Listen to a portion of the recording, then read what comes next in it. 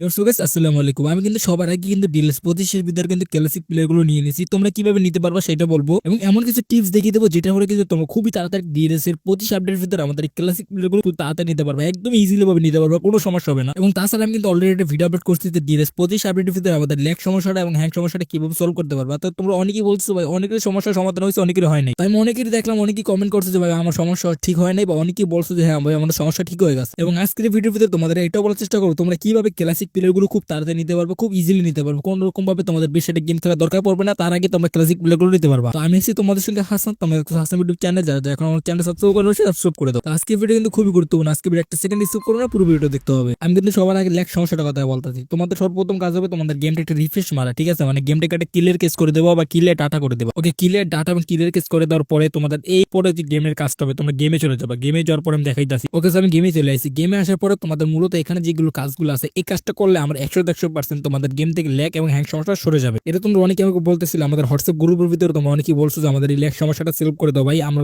গেমটা খেলতে পারতেছি। এই দিন নিয়ে তোমরা পুরো ফাটাই দিতেছিলে ভাই আমরা কিভাবে ল্যাগ সমস্যাটা সলভ করতে পারি। তো তোমরা চলে যাবো তোমাদের গেমের সেটিং, এখানে সেটিং এ যাওয়ার পর এখান থেকে মূলত তোমাদের কাজটা হবে কি, সর্বপ্রথম তোমাদের কাজটা হবে গিয়ে তোমাদের এখানে দেখো ক্যামেরা টাইপ আছে, ক্যামেরা টাইপটা কিন্তু অবশ্যই তোমাদের স্লাইড দিয়ে রাখতে হবে এবং ক্যামেরা ডিস্টেন্সটা দেখতে পারতেছো না, এটা তোমাদের 30% দিতে হবে, ঠিক আছে? এখানে তোমাদের এই মোটমাট এই দুটো কাজ করতে হবে। এবার চলে যাবো আমরা ডিসপ্লেতে যাওয়ার পর এখানে একটা সেটিং দিতে পারতেছো আমাদের, এই সেটিংটা তোমরা তোমাদের গেমে অ্যাপ্লাই করে নিবা, ঠিক আছে? তোমরা সবাই বলতেছিলে ভাই তোমাদের গেম সেটিংটা দেখো তাহলে বুঝতে পারবো। সেখানে তোমরা আমার সেটিং গুলো দেখতে পারতেছো। তারপর তোমরা অডিওতে চলে যাবা। অডিওতে আসার পর এখানে দেখো অডিও সাউন্ড গুলো দেখো, তোমাদের কিন্তু বেশিরভাগ অডিও সাউন্ডের জন্য কিন্তু গেমটা ল্যাগ করে থাকে, ঠিক আছে? এখান থেকে তোমরা আমার মতো সেটিং গুলো করে নিবা। এবার যাবো কন্ট্রোল অপশনে, কন্ট্রোল যাওয়ার পর এখান থেকে এরকম করে দিবা। তো এখানে আরেকটা কথা আছে, তোমরা অনেকেই বলতেছিলে আমাদের অ্যানালিক স্টিকটা সমস্যা দিতে আছে। সেখান থেকে তোমরা টাচ কন্ট্রোল যাবা, এখান থেকে অপশনে চলে যাবা। এবার এখানে দেখতে পাচ্ছ ফিক্সড অ্যানালিক স্টিক এবং আরো অনেক কিছু আছে, সো এগুলো তোমরা অন করে দিবে। এটা কিন্তু বর্তমান নতুন আপডেটের পর চেঞ্জ করে দিচ্ছে, এই জন্য তোমাদের এটা দেখিয়ে দিলাম। সো এবার আমরা চলে যাবো অ্যাডভান্স অপশনে, ঠিক আছে? এখানে আমাদের মূলত কাজটা হবে কি, আমরা অ্যাডভান্স অপশন চলে যাবো। অ্যাডভান্স অপশনে যাওয়ার পর এখান থেকে তোমাদের যে মেইন কাজটা সেটা দেখিয়ে দিই আমরা। এখান থেকে তোমাদের মূলত কাজটা শুরু। এখান থেকে যদি সেটিংটা অ্যাপ্লাই করো তোমাদের গেমে আর কোন রকম ভাবে আমাদের ল্যাগ সমস্যাটা বা হ্যান্ড সমস্যাটা করবে না, বা গেম থেকে বের করে দিবেন। এই জন্য তোমাদের গ্রাফিক্সটা ঠিক করতে হবে। তোমরা চলে যাবো তোমাদের গ্রাফিক্স অপশনে। এবার এখান থেকে তোমাদের মূলত কাজটা হলো গিয়ে, এখান থেকে তোমরা দেখো এই যে আমাদের 30 FPS আছে, তারপরে লো কোয়ালিটি আছে। এবার এইটাকে তোমাদের চেঞ্জ করতে হবে, ঠিক আছে? এটাকে তোমরা এইটা করে দেবে, এখানে দেখো ফর্স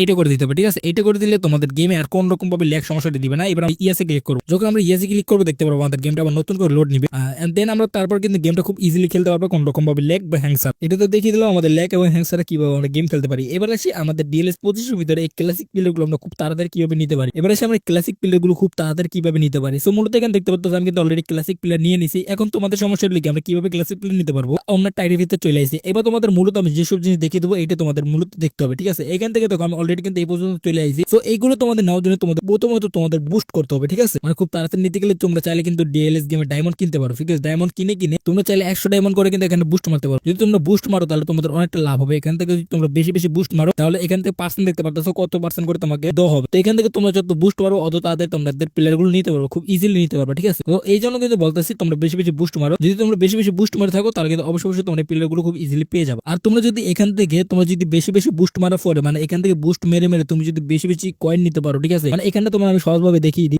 এই যে প্লেয়ারটা দেখো এখানে মোটমাট কত আছে দেখো, এখানে লেখা আছে কত প্রাইস ইনফরমেশন। এখানে যদি তোমরা মানে বেশি বেশি ডায়মন্ড খরচ করে এখানে যেগুলো পয়েন্ট আছে এই পয়েন্ট বুঝে যদি তুমি ডায়মন্ড দিয়ে বুস্ট মারতে পারো তাহলে তোমরা ইজিলি প্লেয়ার গুলো নিতে পারবা, ঠিক আছে? আমি আবার বলতেছি বেশি বেশি ডায়মন্ড খরচ করার পরে তোমাদের যদি বেশি বেশি খরচ করার পরে যে এই পয়েন্ট গুলো দিবে এই পয়েন্ট গুলো যদি তুমি ইজিলি নিতে পারবে তাহলে তোমাদের বেশি গেম খেলার দরকার পড়বে না। তো আজকে ভিডিও হয়তো তোমাদের একটু হলে বুঝতে পারছি। তো আজকে ভিডিও এই পর্যন্তই। আল্লাহ হাফেজ।